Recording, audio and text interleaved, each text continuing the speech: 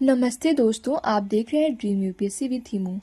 आज की वीडियो में हम बात करेंगे क्लास 6 चैप्टर नंबर 1 पार्ट 2 के बारे में बात करेंगे। इस वीडियो में हम समझेंगे कि एशियन टाइम में लोग एक जगह से दूसरी जगह कैसे ट्रेवल करते थे। अब हम पीपल ट्रेवल की बात करेंगे। तो पीपल जो थे वो वन पार्ट ऑफ सब कॉन्टिनेंट से ट्रेवल करते थे अदर पार्ट ऑफ सब कॉन्टिनेंट में। तो जो उनकी जर्नी थी ट्रेवल करने की वो इजी नहीं थी, उनको हिल, रिवर, डेजर्ट, सी को क्रॉस करना पड़ता था। तो इसका जो ट्रेवल का आउटकम निकला वो इंटरमिंगलिंग ऑफ कल्चर हुआ, यानी अलग अलग कल्चर मिक्स होने लगा। इसी क्रम में अब हम नीचे आएंगे। तो नीचे का जो पॉइंट है वो है people movement enrichment of culture. इसमें का जो पहला पॉइंट है new way of carving on stone, music composition, और तीसरा पॉइंट है फूड वैरायटी कुकिंग। तो पहले पॉइंट का मतलब है कि स्टोन कार्विंग के नए तरीके आए, दूसरे का मतलब है कि म्यूजिक कंपोजिशन मतलब म्यूजिक डेवलप्ड हुई, और तीसरे का मतलब है फूड वैरायटी कुकिंग मतलब फूड और कुकिंग में वैरायटी आई। इसको देखते हुए हम नीचे आएंगे। Why did they move. Why did they move में हम देखेंगे कि जो मैन है और वो जो वुमेन है, लोग लिवलीहुड की सर्च में मूव करते थे और टू स्केप नेचुरल क्लाइमेटीज मतलब नेचुरल क्लाइमेटीज को स्केप करने, जैसे फ्लड आ जाती थी, कभी कभी सूखा पड़ जाता था, तो उससे बचने के लिए भी लोग मूव करते थे। अब हम दूसरा पॉइंट देखेंगे कि मैन मार्चिंग विद आर्मीज। सोल्जर और किंग की जो आर्मी थी वो दूसरे लैंड को कॉन्कर करने के लिए मूव करती थी। अब हम अपना तीसरा पॉइंट देखेंगे कि merchant moving in caravans carrying valuable goods. जो मर्चेंट रहते थे वो कैरावैन में मूव करते थे, मतलब वो काफिलों में ग्रुप में मूव करते थे और वो वैल्यूएबल गुड को ढोते थे, उनको कैरी करते थे। और सबसे लास्ट चौथे पॉइंट में बात हुई है कि रिलीजियस जो टीचर थे, वो रिलीजियस टीचर जो थे वो विलेज टू विलेज जाते थे लोगों को टीचिंग और इंस्ट्रक्शन देने के लिए। तो इतना पढ़कर हमें ये क्लियरली मालूम पड़ता है कि लोगों का मूवमेंट सिर्फ ट्रैवल नहीं था, ये कल्चर को सेव करने का एक बड़ा रीजन था। तो चलिए हम नेचुरल फ्रंटियर के बारे में बात करेंगे। Arabian sea, Indian ocean, bay of Bengal and Himalayas जो थे वो नेचुरल फ्रंटियर थे, यानी नेचुरल बाउंड्रीज थे। Entry gate of India north west को कहा जाता है। It was difficult to cross their natural frontier but people did cross it, come into subcontinent and settled here. This led to intermingling of culture, traditions of people who come from across to frontier.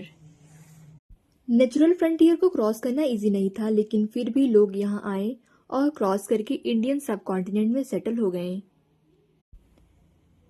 This led to intermingling of culture and traditions of people who come from across the frontier. इस movement का result ये हुआ कि intermingling of culture and tradition हो गया, यानी बाहर से आए लोगों का और यहाँ के लोगों का कल्चर जो है वो मिक्स हो गया। अब बात कर रहे हैं हम अपने नेक्स्ट पॉइंट की, जो कि है आवर लैंड। तो इंडिया जो नाम है वो कैसे पड़ा, इसकी बात कर रहे हैं। इंडिया वर्ड जो है वो इंडस रिवर से आया, जो संस्कृत में सिंधु रिवर के लिए यूज होता है। अब बात करें हिंदूज और इंडोज की। इरानियन और ग्रीक जो थे वो सिंधु रिवर से फैमिलियर थे, इसलिए इन्होंने यहाँ रहने वाले लोगों को हिंदूज और इंडोज कहना शुरू कर दिया। और इसके बाद अब हम बात करते हैं भारत वर्ड की। तो ये Bharat word, Bharat use for group of people living in north west. जो नॉर्थ वेस्ट में रहते थे उनके लिए भारत वर्ड यूज होता था।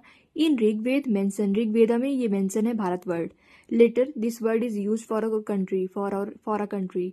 बाद में ये वर्ड जो है वो अपनी कंट्री के लिए यूज होने लगा, जो कि है भारत। अब इसके बाद हम बात करते हैं three way source of history की, जो कि है मैन्युस्क्रिप्ट, इंस्क्रिप्शंस एंड आर्कोलॉजी। तो मैन्युस्क्रिप्ट जो होती है वो हैंड रिटन होता है। मैन्युस्क्रिप्ट का मतलब होता है हैंड रिटन टेक्स्ट। मैन्यू का मतलब होता है हैंड, ठीक है। मैन्युस्क्रिप्ट जो होता है जो हाथ से लिखा जाता है, राइटिंग फ्रॉम हैंड। और हाथ से ये कहाँ पे लिखा जाता था, ये प्लाम लीफ पे लिखा जाता था, बिर्च ट्री पे लिखा जाता था, बार्क ऑफ ट्री पे लिखा जाता था। इसमें कौन कौन सी लैंग्वेज यूज होती थी, तो संस्कृत लैंग्वेज यूज होती थी, प्राकृत और तमिल लैंग्वेज यूज होती थी। तो बात करें अब मैन्युस्क्रिप्ट पे क्या लिखा होता था, तो मैन्युस्क्रिप्ट पे जो होता था वो रिलीजियस बिलीफ होता था, life of king, EPIC, poem, medicine and science और प्ले, क्या गेम होते थे, इनके बारे में लिखा जाता था। फिर बात करें इंस्क्रिप्शन की। इंस्क्रिप्शन वो होता है जो हार्ड सरफेस पर लिखा जाता है, जैसे स्टोन और मेटल। इसमें किंग के ऑर्डर जो होते थे उसके विक्ट्रीज उसके बैटल के बारे में लिखा जाता था ताकि लोग इसे पढ़ें और इसे ऑबे करें। अब इसमें हम बात करें अपने थर्ड पॉइंट की जो कि है आर्कियोलॉजी। आर्कियोलॉजी में एक्सकेवेशन होता है, यानी ज़मीन खोदकर एविडेंस निकाले जाते हैं, जैसे बोन, एनिमल, डोमेस्टिकेशन टूल हुआ और बिल्डिंग्स रिमेन हुए, ब्रिक्स हुए। अब मैंने पूरा पेज ही शो ऑफ कर दिया है, आप इसका स्क्रीनशॉट ले लीजिए और अपने नोट में नोट डाउन कर लीजिए। अब हम अपने नेक्स्ट पॉइंट पे आते हैं।